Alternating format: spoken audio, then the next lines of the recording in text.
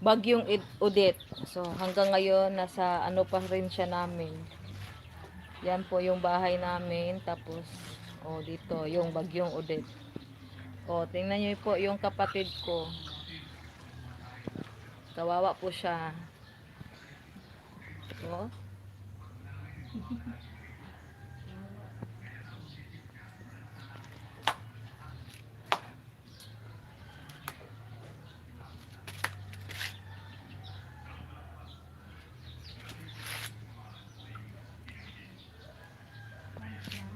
Ay, dalawa na lang yung natira dito. Oh. Kasi noong bagyo, taas ng tubig dito. Nalunod po yung iba. Yung sister ko, tumatawa siya. Totoo naman, di ba? Naka-live kaya to. Oh.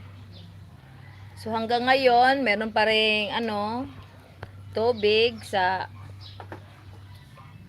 area namin. Hindi kasi ako nakapag-live nung Bagyong Odette kasi nga lumikas na po kami.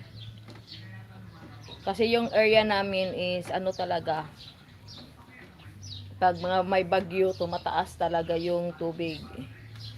Tapos umabot siya sa hanggang sahig lang namin, pero hindi na siya masyadong, hindi katulad nung nakaraang Sindong, yung Yolanda, umabot yan sa loob yung tubig.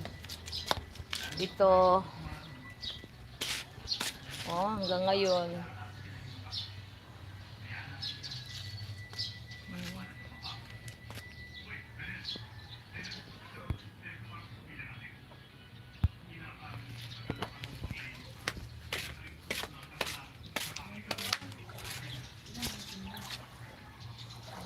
So yan, update lang yan. So ano yung